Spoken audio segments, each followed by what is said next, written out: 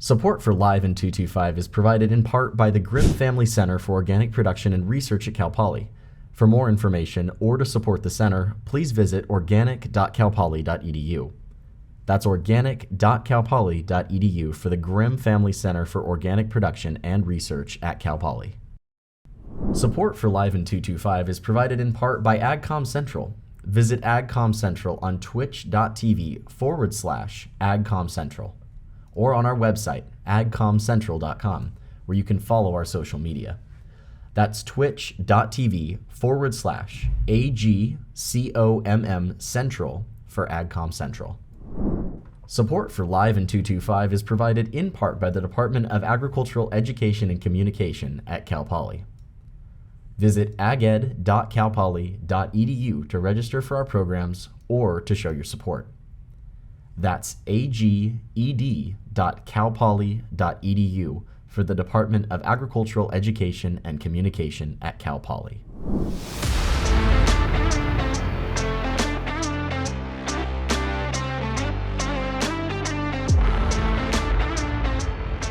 Good morning, everyone, and we sit here live in 225. This is Season 1, Episode 8, about our discussion of the organic agriculture industry.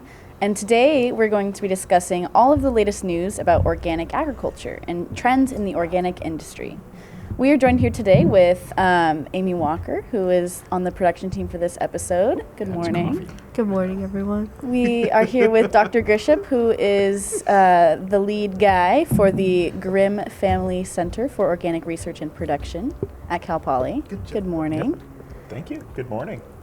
We have our fearless leader, Dr. Mike, who is sitting on the podcast today with a very special guest, Nala the puppy. Nala the puppy, and this is important because we're talking about organic dog food at some point, and now she's just laying here, and I'm gonna just pet her all episode. And we have Tegan, who is Nala's wonderful, lovely mom, dog mom. And yeah, so we have a really fun podcast lined up today, talking about all of the new things that are happening in organic agriculture.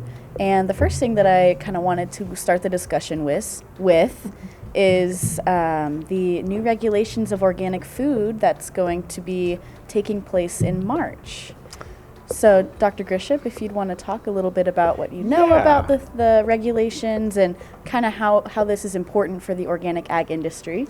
So, what this is the USDA, responding to public comment, has released a new policy called the Strengthening Organic Enforcement Act. So this isn't something that, the consumers listening to this or the eaters listening to this are probably going to have a direct exposure to. And in fact, most of the rules are not going to affect farmers so much. What has happened is in recent years, there have been several high-profile cases of organic fraud. Many of these are from international products that are certified outside the United States and then come in, and then when organic regulators test them, it's like, oh, look, there's a synthetic fungicide on this. We have to send it back. But there was a very large grain fraud. There was a large Midwestern grain producer who was selling conventional grain as organic. So in response to this, the USDA has started some new policies. So the biggest aspect of this is it's really going to standardize some of the paperwork for the supply chain certification. So basically, as an organic product, say, gets sold from the farmer to a primary processor, to a secondary processor, and then to the point of sale, there's going to be a standard set of forms. Up to this point, that's been managed by the individual organic certification agencies, like CCOF, one of the sort of collaborators on this podcast series. And that's great because, as you might imagine, it's much easier to track paperwork if it's all the same form versus hundreds of different versions of the same form. And that has led to, some thoughts about, possibility of fraud. The other big change in it is right now, so in our food system, it's a very complicated, nuanced thing. There's a lot of moving parts, and one of the more interesting moving parts are brokers. And food brokers are interesting in that they don't maintain warehouse space. They basically serve as intermediaries connecting two links in the supply chain. And up to this point, they have not been required to maintain certification records. And this is one of the things that allowed some of the fraud incidences over the last couple decades, because basically, these folks could sort of take ownership of a product in another warehouse, and then suddenly it's organic. And there wasn't immediate recourse for them. There wasn't an immediate recourse for the certifiers to sort of keep tabs on that. So that's really the other big shift in that policy. The policies aren't actually going into effect for another year, and there's really a mad scramble right now in the certification world to kind of adapt to this. But all in all, while it's going to, the brokers in particular, I think, are unhappy about this. All in all, I think it's being recognized as a really good move on the USDA's part, and it should really help us protect the integrity of the organic label. Yeah, it's just ensuring that the food that you buy in the stores is organic. You're getting what you pay for. Yeah. And that's critical for organic certification to work. And would you say that the biggest impact that it would have would be on those brokers that you were talking about before, just kind of standardizing what the paperwork that they have to fill out? Yeah, well, I think that's going to be for the really egregious fraud that sometimes happen. And the organic industry, like every other industry, there's fraud. There's people who do, not why would good things. Would you say that the biggest incentive for an organic company to commit fraud would be to cut costs and just make better profit off of the idea of organic? That's it exactly. So, as I think most people recognize, organic produce usually, or products, even if it's grain or processed food, there's a premium associated with it. There's also, a marketing issue where even in some cases, organic products aren't much or even more expensive than their conventional counterparts. But there's the whole point of the certification is to allow consumers to make this choice. And so there's market access issues, and then there's also just the price premium. And so if someone can take a cheaper, say, let's just pick on grain, because that's been the biggest area of fraud within the United States. If they can take a more cheaply produced, lower cost conventional grain and then fraudulently claim it's organic, there's a margin there. And one of the reasons why I think grain has been one of the places where we've seen this is it's a mass commodity, and it's not one that is very visible to the consumer. Most of it is fed to animals, and there's organic animal ag is always sort of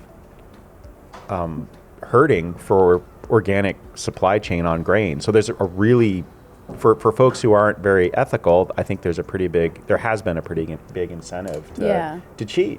And so the great thing is that these regulations, one, by forcing every step of the organic supply chain to go under a certification process, it's going to allow more oversight by the certification agencies and ultimately the National Organic Program.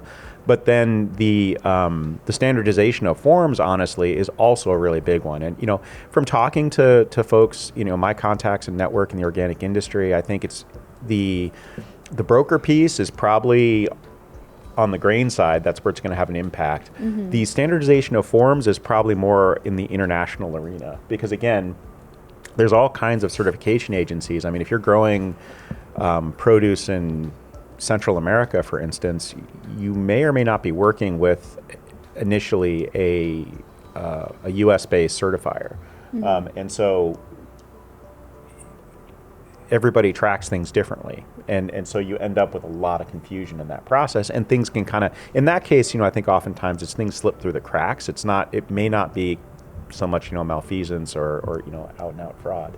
Yeah. But it's a really, I think from a producer standpoint, that harmonization of forms has the bigger, pain in the butt factor, because it means a change. However, I'm pretty confident that within 2 or 3 years, it's actually going to increase.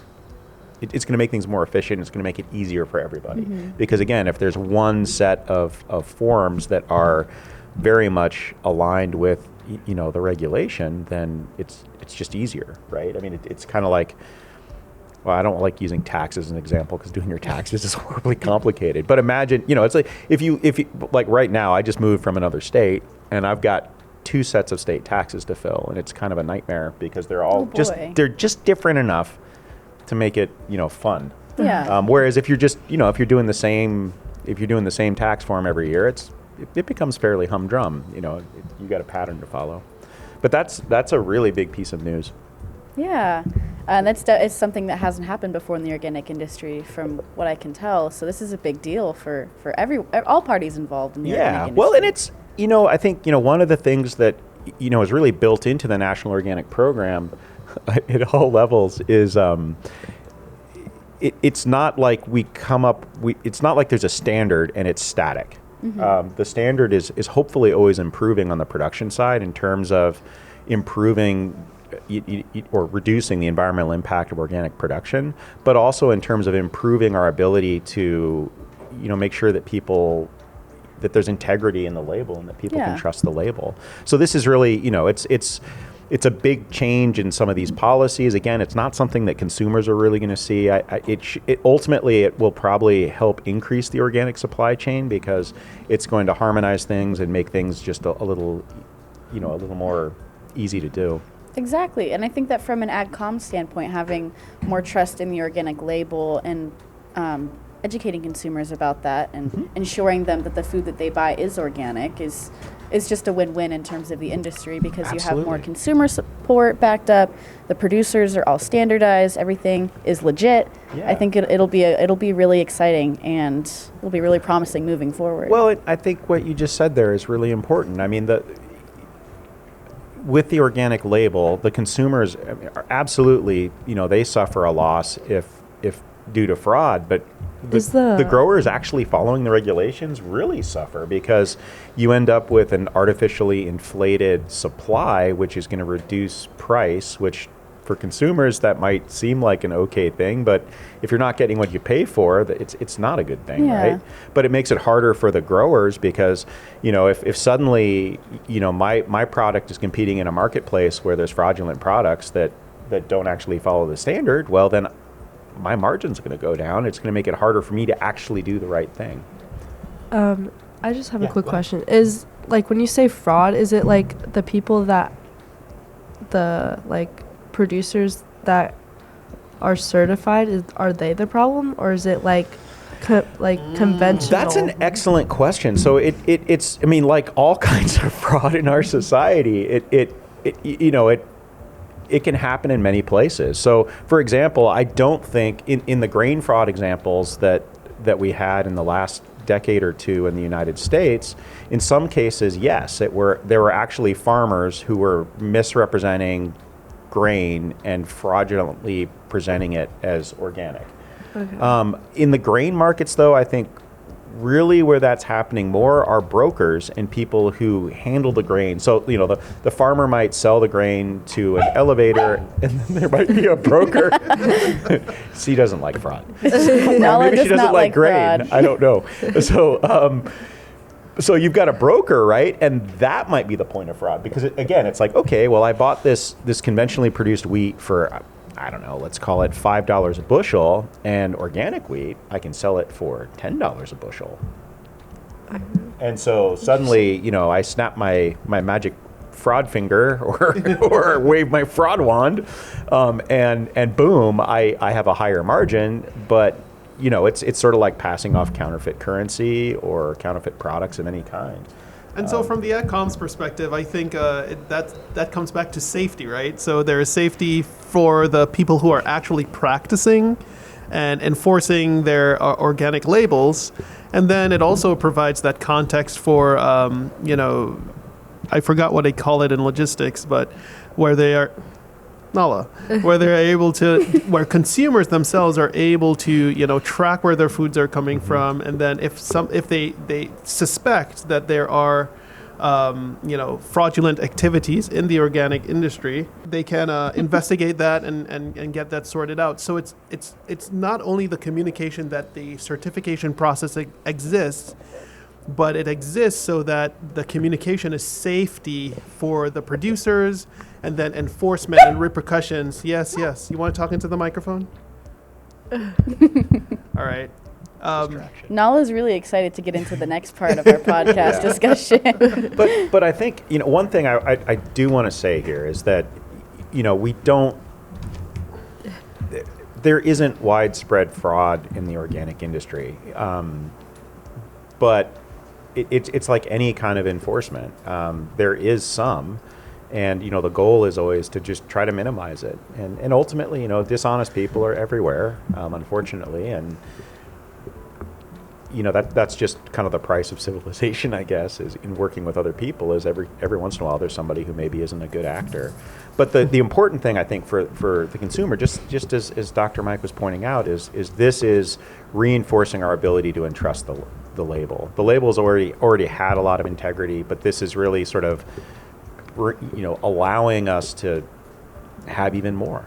So it's a good thing. But it's not. I just didn't want people to be left with the feeling that, there's all kinds of fraud out there. And it's like, well, no, there's some. And we're always trying to reduce it. And that's what this is. But it's a really great, it's a good piece of legislation. There will definitely be some hiccups as it gets applied, as with all federal regulation. But ultimately on the back end, I think it's going to be a really good thing. Yeah. Well, thank you for sharing your insight about all of the regulations that are set to go in place in March. It'll be super exciting to see where that takes the organic industry. Next up in organic trends is something that we have all been super excited to talk about in 225, and it is the organic dog food trend. So apparently there is a new wave of organic dog food hitting the markets. Brands like the Farmer's Dog is a really good example of an organic pet food company, and the organic pet food market is expected to total $4 billion by 2032. Gosh. So very exciting. People are buying organic dog food. Let's talk about that. It's said that switching to organic dog food is better for dogs' health, behavior, and appearance. However, it is a higher cost because it's organic, so that premium is higher, and it's more investment for producers. So lots of things going on here. So they're insinuating that if you feed your dog organic dog food, there is behavior change associated with that? I'd love to see the research associated with that. So the average price of organic dog food, a 4 pound bag or 4 pounds of regular dog food is around $14, whereas the average price of regular dog food, like conventional, is $14. And the price of organic dog food, the same 4 pound bag, is going to be $24. So Holy it's crap. around $10 more expensive for that 4 pound bag. So let's talk a little bit about why somebody might 60% markup. 65%. Let's talk about maybe why somebody might want to buy organic dog food. I mean, it's all up to the consumer. The dogs don't have a choice in what they buy. Well, I could start the discussion. Okay. I mean, if you're investing in the organic lifestyle for the future benefits of the world and all the positive benefits of organic production provides for the environment, et cetera, I could see you paying a premium for your dog food because you're buying into the entire spectrum of the lifestyle. Yeah, right? The marketing for organic is definitely something that people can consider a lifestyle, and if they want their lifestyle to be totally organic, of course they're going to feed their dog pet food that's organic if they have the resources to do so. But what that price point is signaling to me as a consumer and someone who likes dogs and someone who's interested in organic agriculture, it's signaling to me that, like, okay, if I'm able to feed myself organic produce at a markup, that's fine. But then organic dog food becomes a luxury product because you heard the markup is like 60%, as Dr. Grisham calculated.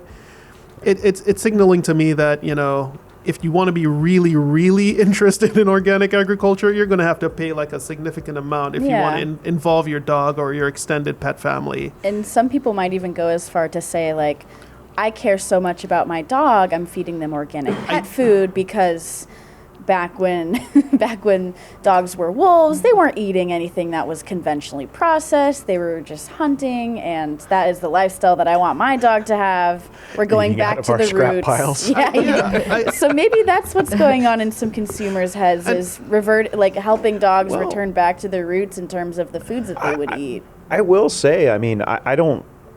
I'd be really interested to see the ingredient lists of the organic versus conventional dog food. I mean, I know there are vegan dog foods out there too, and all vegetation, all plant-based. But, from an environmental standpoint and from a animal welfare standpoint, there's typically a lot of animal proteins in dog food. And so, two things that organic animal ag, I think, and one of our guests really spoke to this, does well, is there is a better environmental and welfare standard for those animals. So, if you are an animal lover, but you're okay with feeding animals to your primary animal love, your dog, you would know, I mean, you could be pretty sure that, all right, the cows and pigs and chickens and salmon or whatever that went into this, if they're aquaculture salmon, I guess, were treated in a better fashion than they would have been if they were in the conventional livestock marketplace. And then knowing then there's if it's cows, for instance, that there's going to be a higher grass content in their diet versus a grain content, that sort of changes the energy density of the food, the impact on the environment around where those animals is produced. So, that's an interesting concept. I would wonder, though, I mean, I've known people who've had dogs with really weird digestive issues where they just had to feed them chicken and rice and things like that. And Chipotle? Yeah, right. And so they'd cook chicken and rice for their dogs, and I'd be really interested to do kind of, if I were considering organic dog food, I would want to probably compare and say, well, how much would it cost me to just to buy organic chicken and rice? Well, you're thinking about it from that perspective. I would like to investigate the communication or the marketing side of it, and determine whether or not people are attracted to the idea that their dog is going to be labeled as an organic dog, like an organic food eater, or are they really invested in the idea that organic production is helping the environment? I would be really interested to figure that out. Cynical. Yeah, I suspect it would be kind of like why people buy Corvettes and Mercedes and BMWs and maybe Teslas and some of these very expensive automobiles. It's not necessarily for the fad. It's not, it's a status thing, right? It's like, well, I feed my dog organically, so I'm. My dog's organic. Yeah, exactly. I'm pulling up the Farmer's Dog website right now, and they have a really good job with marketing their product on here. They have some statistics that say over 80% of dogs will get some form of dental disease in their lifetime, roughly the same percentage who eat dry food. And they have some other statistics about dogs that eat conventional dog food have a higher chance of being overweight, developing cancer, and then they come in and they're like, well, we're here to help. Oh my God. And their whole thing on here is human grade dog food.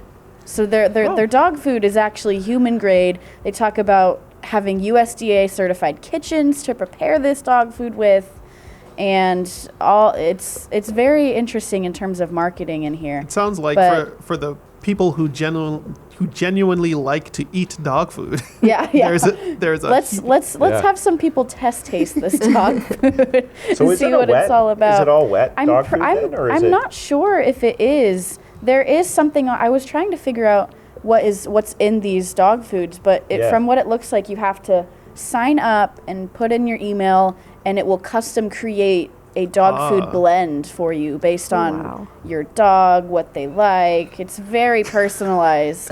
So and this seems it's very interesting. It's very new wave, I would say. Yeah. Gucci dog food. Very bougie, if you will. Gucci dog food. It seems like a lot. Just It's a lot just for your dog, but if people want to pay for it, I say go for it. I mean, well, and again, I mean, just from a impact of our food system on the environment, dog food's heavy in animal products, and I think that's one of the places where the organic standards are really great from a welfare and environment standpoint. And a lot of conventional dog foods, they have like meal, and that takes processing as well.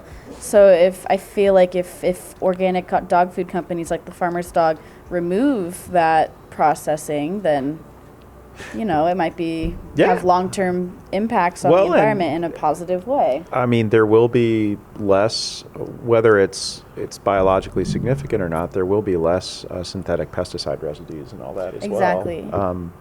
But, I mean, given what I watch my dogs eat, I don't know. Yeah, my dog's eating some questionable things. So my tin cans. my reference to this is, people who have the income, the disposable income to support that will. Because I remember that, Lady Gaga's dogs got kidnapped, and she was willing to pay, $500,000, $1 million, or whatever it was to get her pugs back. Hear about that. I wonder if she got them back. Yeah, she did. Oh, I did saw she that have to very pay? recently. I'm pretty sure she had to pay something. Well, hey, and that just goes to show the extent people will care for their dogs. If you're willing to pay that amount to get your dogs back, and I'm not suggesting that the value of a dog is less than anything what the consumer perceives it to be, right?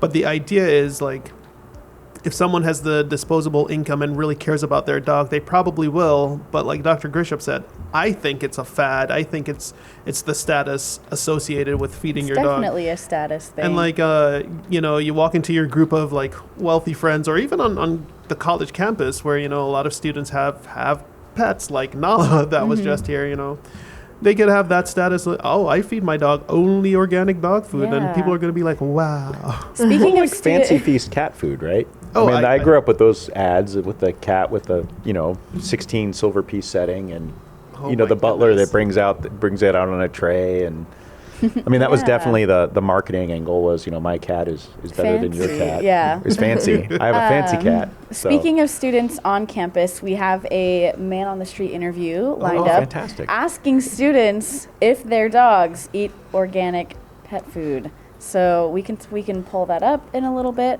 I'm super excited to hear what students have to say. So do you use organic dog food? I don't. Okay, can I ask you why or why not? Convenience and money. Yeah, so I just get it at Costco and just get what she likes. I actually just adopted this dog, so no, I'm just using what they gave me to start with, yeah. So. Okay, awesome. Well, do you think you'll be interested, or do you think you might just go with the generic? I don't know. I haven't, whatever she'll eat at this point. But yeah, I'd be open to organic dog food, sure. Okay. No. No? Can I ask why not, if you guys have an opinion on it? We feed Hills because it's recommended by our veterinarian, Okay. and he's just always had that since he was a puppy. Okay. She does get organic dog food, usually lamb-based or salmon-based. Oh, Because awesome. she otherwise gets sick, so. Oh, okay. Well, yeah. So wait, that last group said She said she did feed her dog not only organic pet food, but lamb and Lamb-based, salmon yeah. based. what the heck? I know we were shocked when we finally got one. I was like, thank Yeah. God. The dog eats better than I do. I'm kidding. Yeah. Well, let's just quickly debrief what we just watched. We saw a really cute dog in a sweater. I did appreciate that. Oh, man. But it seemed like a lot of consumers did not feed their dogs organic pet food out of convenience or price, some of the things that we talked about earlier. But we did have one person say that they did feed their dog organic pet food. And I'm wondering why. Well, first of all, I'd like to ask Amy, you were involved in this, correct? How Yeah. many people did you ask, just as like average?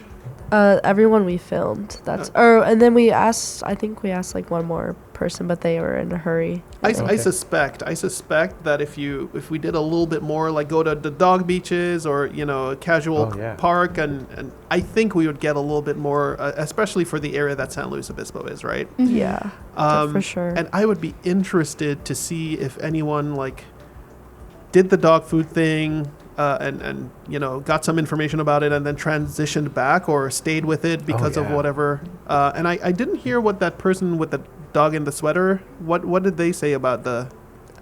They said they feed their dogs something because their vet recommended it. I don't think it was organic. Oh, so okay. so it's medically related. Oh, that's another Yeah. thing. We haven't Yeah. even discussed like if organic dog food would be better Yeah. for the system of the health system of the dog. Well, I mean, I know. I mean that the dental claim is real. I mean, wet, and it's true for cats too. It's wetter foods are easier on their mouth and their Oh. teeth. I mean, just mechanical abrasion and wear down, right? But in terms of the other claims, I don't know.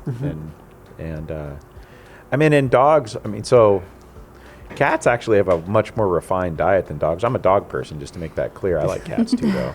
But dogs really, I mean, they were wolves, and they evolved following us around and eating our garbage. And then we domesticated them. I mean, that's... And now so- they're eating better than us. Yeah, now they're eating better than me, apparently. So, but, hey, whatever. How many times a week do I have lamb and salmon? Not 2 times a day. Especially not from VG's. Sorry, shout out to VG's feeding us since 1975. I think that wraps up our discussion on organic pet food. Definitely very whimsical and very fun to talk about. Oh, yeah. So one other big happening in the organic movement, and this is more related to the production side of things, is the USDA has a program called the Transitioning to Organic Partnership Program, and our frequent guest and colleague in this podcast, California Certified Organic Farmers, is actually the regional manager of this program for the Western Southwestern region. And so this is a really exciting program.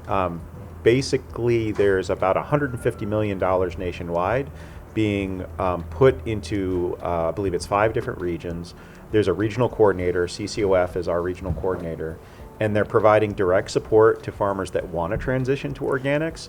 And they're also providing workforce development. And so one of the things that the Grimm Center is going to be doing is we're working with CCOF to do workforce development. So some of the projects that we're starting up, well, one of them is a podcast series, I think. Oh, that's us. Yeah, that's us, yeah, right? that's us. And we're working on training students to be organic ambassadors on the AgCom side. But I don't know if you realize that was happening. Like but us- that's like one us of the right things that's here. happening, right? But also there's some new coursework that we're developing, and we're looking into developing a training package for certified crop advisors, where they can get a certification and training in organic production practices. Because one of the things that is really needed for us to continue to increase organic acreage are more well-educated producers and the folks that serve producers, like our certified crop advisors, pest control advisors, marketers, Yeah. et cetera. But I think we'll I have a statistic here that says go the for it. USDA is investing up to $30 million in this new organic transition initiative. And like you said, they were also offering mentoring advice, educational opportunities for mentorship program. producers, and direct assistance with organic market development. So also a very cool thing that's also happening. Have you talked to any producers that may be interested in transitioning into this opportunity? I think there are a lot of folks out there. This program is really targeting smaller and mid-scale and underserved communities for the transition funds. But I think at the larger scale of organics, the workforce development is what's really important. Again, I mean, our larger agricultural system really relies on highly specialized and trained employees to help manage these large farming operations that produce the majority of the food that we eat. And so getting those folks trained and also training the next generation, like here at Cal Poly we do, is really critical if we're going to help across all scales increase organic acreage. But yeah, there's a lot of interest in it right now, and I think we'll have an interview here with Jesse Parr from CCOF to talk a little more about that. Yeah, and I thought it was really interesting because on one of our previous podcast episodes, we did talk about the economic disparity between smaller producers that want to get into the organic industry and larger consolidation of organic firms and how they're doing, how they're comparing to smaller operations. So I think that this initiative is a really great way that producers can kind of break into the industry and really stake their claim.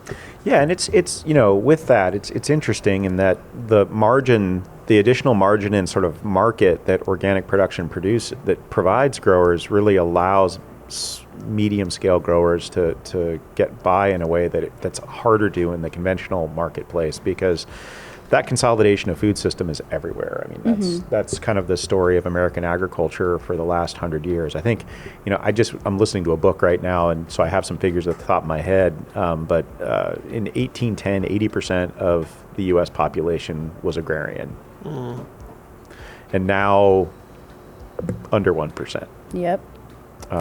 So it's up to us. Of course there's been consolidation. There's a tiny fraction of the population now engaged in this activity that at one time was the dominant activity for our entire civilization. The production of food, not necessarily organics. Definitely.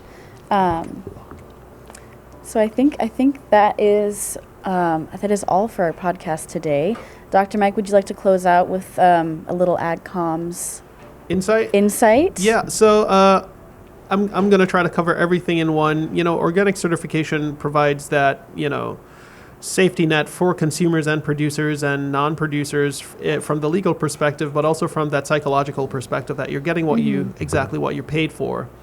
I would be hoping that someone in this class is interested in figuring out that whether or not it's a fad or it's a investment into the future for that organic dog food part. Yeah. But other than that, we're just here to spread the information, get the information in, break it up, get it to the audience segments that need it, and hopefully we make an impact.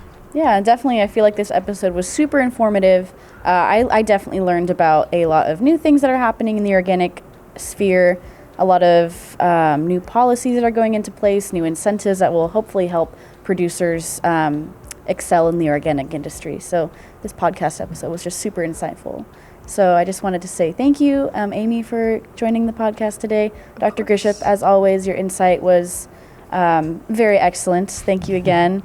And Dr. Mike for giving your insight as well. And Nala. And also special shout out to Nala, who made a few appearances on the show today. She was one of our topical subject experts. Of course, yeah, she was the subject expert on the dog food. Yeah, absolutely. But that is our podcast today, y'all. Nala's coming on. We need a final puppy moment. Nala, what do you have to say? Do you think that she's a fan of organic dog food? Okay, we'll never know. Alrighty, y'all. That is the end of our podcast today. Thank you, and this has been Live in 225. Yeah.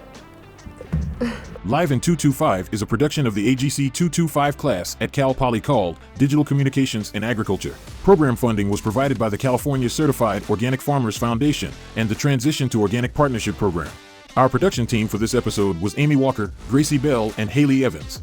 Our director for Season 1 was Bella Anushian. Our host was Natalie Victorine. The executive producer, creator, and co-editor for the show was Moses Mike. Matt Griesop was our co-producer. Our student panelist was Amy Walker. Our audio technician was Melissa Frago, who was also our managing editor. The video switching director was Cole Stevens. Our vocal talent was Jared Mandrell. Background music by LVY Music from Pixabay. Intro and outro music by Alex Grohl from Pixabay. Thanks for joining us.